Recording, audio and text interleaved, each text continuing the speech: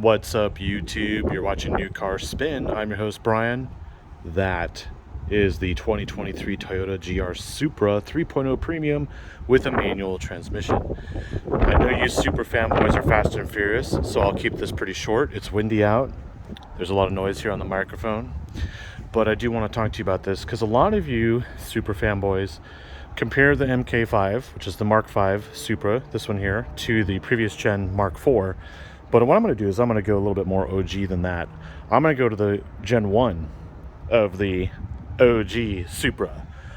Before I do that, let me just open it up. Some of you are aware. Yes, it's a BMW. Look in there. I drove it down to Austin, and it had plenty of room for me. I'm 6 feet tall, 270 pounds. I'm built like a linebacker, and I wasn't cramped in here. I was cramped in a Miata, so this is definitely bigger than a Miata, just to give you some scale for the interior. But I do have some picky things about this Supra manual, which is very interesting because the car I'm about to show you that I'm going to compare this to, well, let me just do that right now.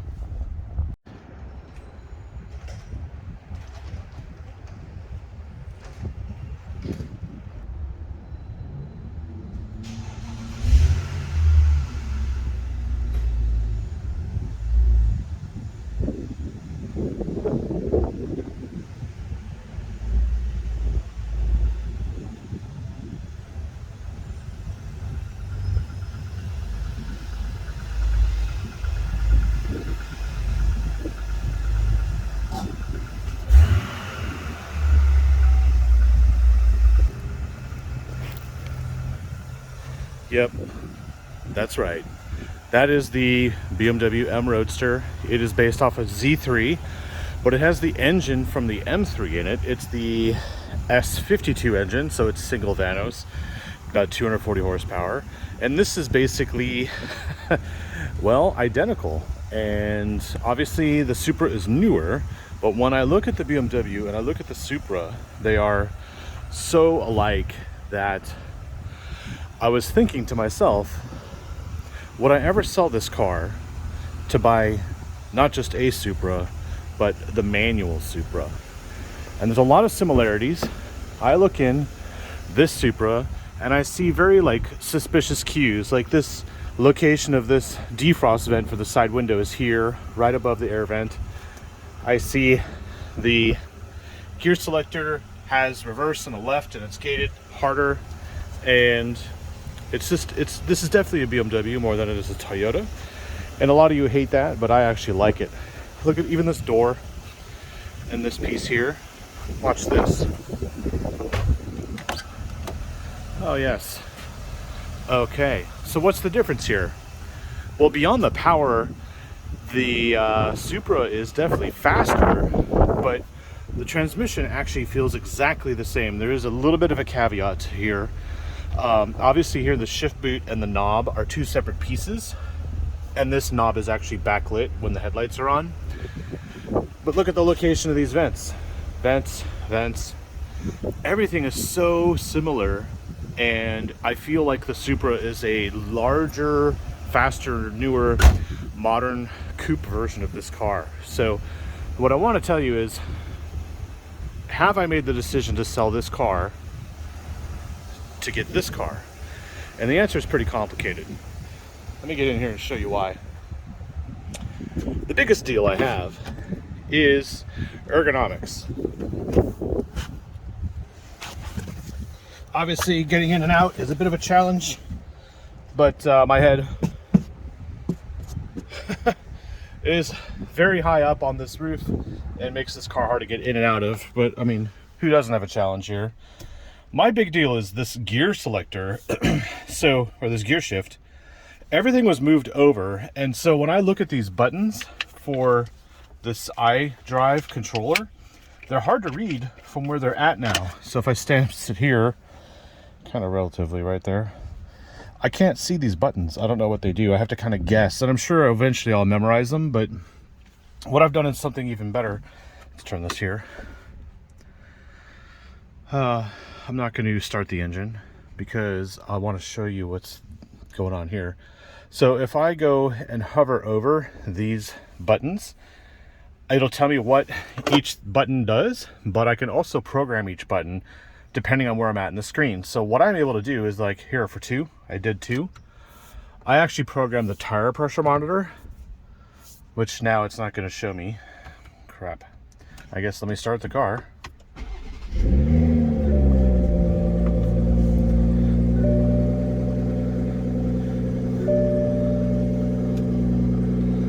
Okay, so car started, and obviously sounds much more powerful than that M Roadster, because this is more powerful than that car.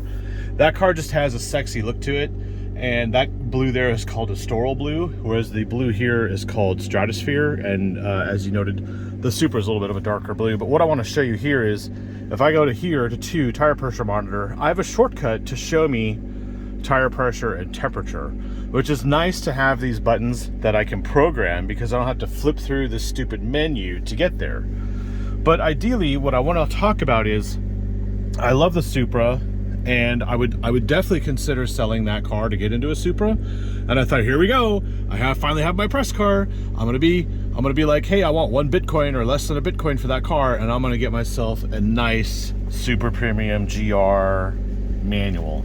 And here it is. And am I convinced? And the answer is not really. And there's nothing wrong with the driveline or anything like that. This car is relatively perfect, but with this manual, I feel, number one, it would be better off on the 4-liter Supra. For some reason, it's only available on this 6-cylinder. Sorry, 4-cylinder, not 4-liter. Duh. I haven't had enough coffee yet. And the other thing too is this gear shift feels relatively gated well, but the throw is really long. You can't really see the throw on camera, but I do know that when I have coffee on my road trip to Austin and back, I had a coffee that was in here from one of the truck stops, and when I'm shifting gears, my arm was basically knocking the cup out of the cup holder, and it actually fell over and spilled coffee all over the seat. And that's because the throw between first and second is massive. And I feel like this shifter needs to be shorter and the gear shift needs to be lower. But if you buy this car, this whole boot is the shift knob. So I've never seen that before. And I feel like, I don't know why they would do that. It seems cheaper to do, but I also feel like it's confusing to me, because modding this would make it look definitely modded and less stock. But what I feel like is this shifter it should be half the throw, so that I don't have to not only worry about the cup holders here, but when I'm driving hard in this car, first to second won't take as long for the gear shift. And this is the problem I have here in this 3-liter, is the torque curve and the rev range, the power band in there. Well, if I get above 3,000 RPM and I'm just trying to drive normal, I cannot shift gears smoothly. If I'm below 3,000, I can. And if I'm driving it hard, oh yeah, red line, this car is very rewarding. But it's not as easy and pleasurable to drive as the M Roadster, and I'm not sure why, but that's just the way it turns out. I'll go over that there now. Also, this electronic parking brake is really weird, because only that light tells me it's on, and I can't get the parking brake to auto activate. And so that's been freaking me out for a little bit. I've had to come back in the car many times to check that I left it in gear while the engine was off, and that the parking brake was pulled, because I've actually had a car roll on me when it was parked once.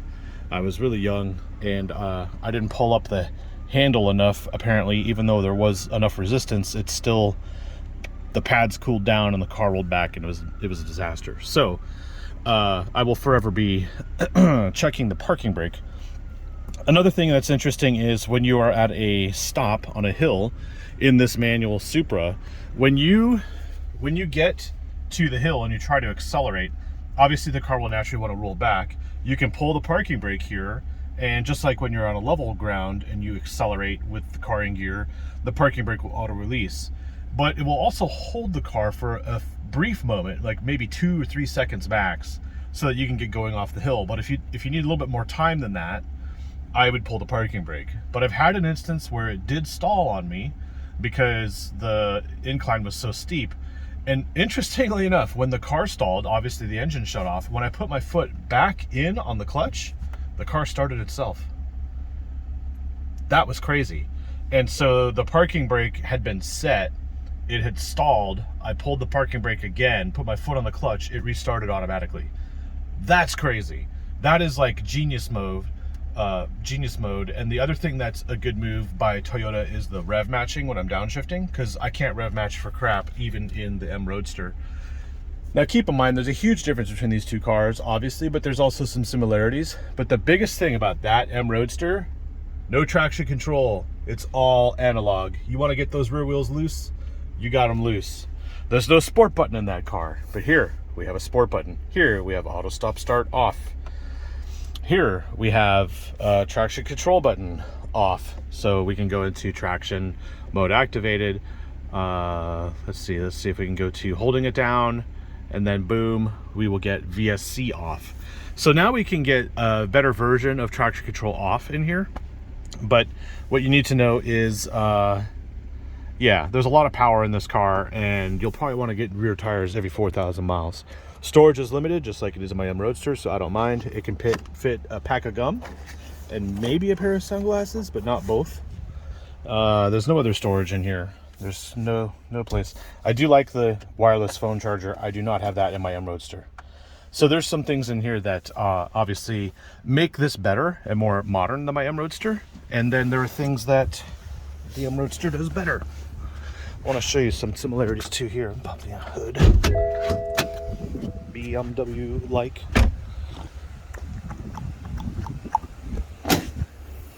Yes. I'm sure you've seen a lot of Supra videos, so you know what this all looks like. But have you ever seen it with the OG Supra? Which technically is what it is, if you think about it. Pop this hood.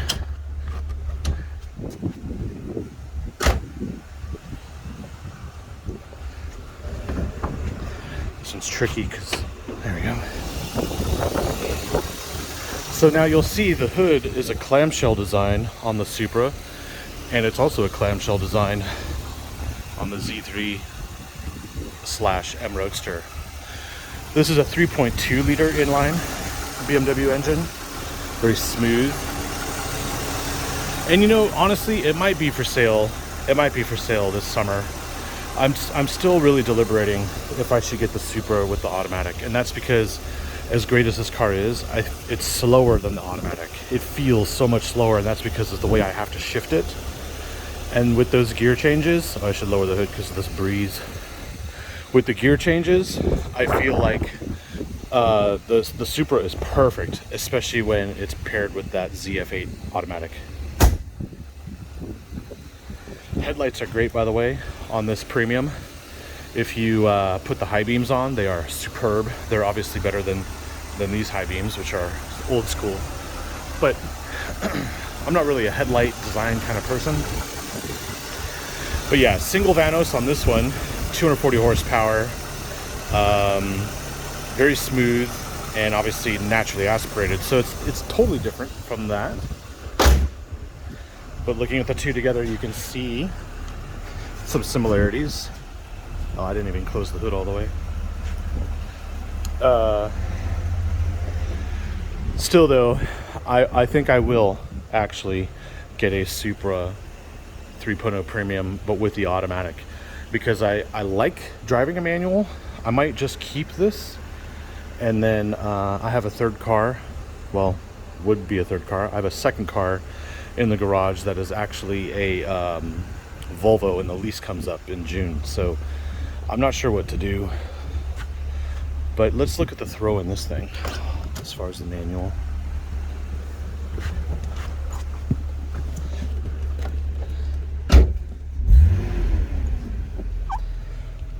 So this is the same shift pattern, and I'm sitting higher up naturally in here than I am in the Supra.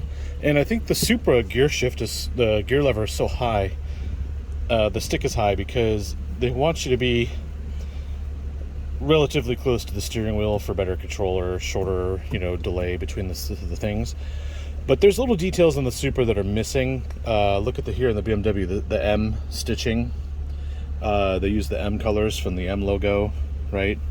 The Supra doesn't really have that as far as detail. I mean, it's a GR and all that, but I'm kind of feeling like the Supra is just, they've done basics, whereas here in the BMW they've gone all out with the lighted shift knob and everything.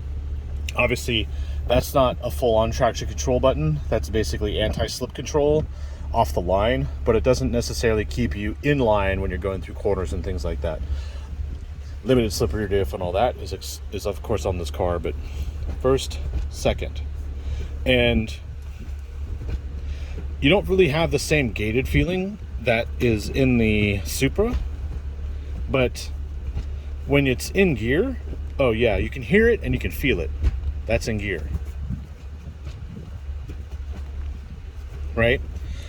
So this car is totally analog, and they don't make them like this anymore, which is kind of why they're so rarefied and in demand. But I mean, seriously, I would get a Supra over this, but I wouldn't necessarily just say that I want the manual version of the Supra, if that makes any sense. Let's go park this real quick.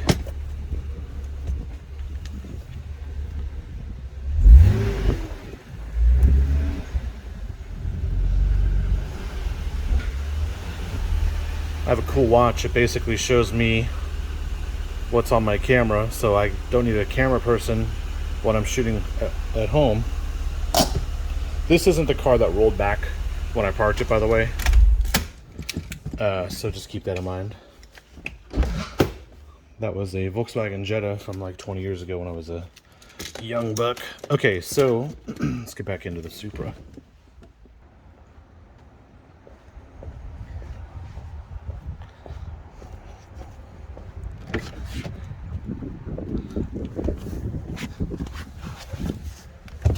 Okay, so what I wanted to check in here was when I shift gears, is it the gate that I hear, or is it the transmission that's making the noises? It's kind of hard in this car because there's a... We'll roll the windows down to make it fair here. Okay, so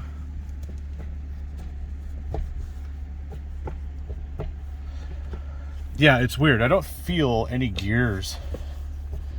Like, I don't hear really the transmission. What I hear is the linkage and the gate. It could be the shift pins in the M Roadster. I mean, it is an older car. It is 111,000 miles, but I feel like in here it feels just a little artificial. But what I dislike really is this wider console, because it really takes away the space for the passenger. It doesn't make it too claustrophobic, but for the driver, like, why do I have a breakfast table in here? I don't really need it. And then obviously storage is limited, but yeah, they've improved the stereo, by the way. I was very disappointed with the previous model years of the JBL system, but it seems to be more balanced and much more harmonic than it used to be. And auto headlights don't turn on in the fog, so I have to turn on the lights manually. And then of course I don't have any control to turn on fog lights because there are no fog lights. Parking lights all down below. So what I do want to say is, yes, the MK1 Supra is a BMW. No, it's not the Mark IV, but the Mark IV isn't OG either. That is OG, the M Roadster. So if you're looking at this Supra thinking it's awesome, I would say, yeah, it's fun, but if I'm going to spend this kind of money, if I'm going to spend 60 grand, well, this one's stickers for like 57 with the manual, I'm not sure I would want to drive it on the street all the time as much as I want to drive it on the track. But my problem with the track is I want to keep up with the Porsches and the Corvettes, and I can't do that with the manual, but I can do it with an automatic. So if you want to take the Supra to the track and you want to be the fast Supra, you're not going to do it with a stock setup like this. You're going to have to do some modifications. But if you have the automatic, you're like 1.5 seconds faster, 0 to 60, and I think you're going to have a better time with it. Also too, because this thing is so perfect in the city and stuff for daily driving, the automatic, I would get my radar cruise, and I would be able to relax a little bit more and have smoother shift points versus in this manual. So yes, the manual Supra is good, but it's not awesome. And if you have a choice, a lot of people have said just get the manual. I would say just get the automatic. And I'm not saying this because I secretly want a manual and I want people to not buy them. What I'm saying is I secretly want people to buy the manual and not buy the automatic, because I'm hoping there's more automatics available so that I can get a good deal on one. But that's it, you know. Very, very cool car. Yes, it's a BMW, but that's kind of the best part. It retains its value. It comes with maintenance. You have a Toyota, so I'm sure the insurance is going to be better than on like a M2 BMW. But in general, maybe one day it'll turn into one of those over there, classics, and you'll have no regrets. Thanks for watching, and I'll see you next time. I forgot to mention just how similar these cars are. Okay, the pedals. See that clutch pedal? Let me show you in the M Roadster. It's gonna be a shock. Look at that. Same setup. And I don't know why it's like that, but over time in the M Roadsters, so the Z3s, the clutch pedals do that. I think it's because they're plastic and the pin holding it in kind of bends. But I think it's done like that to take up some of the force. Who knows? But the Supra does it too.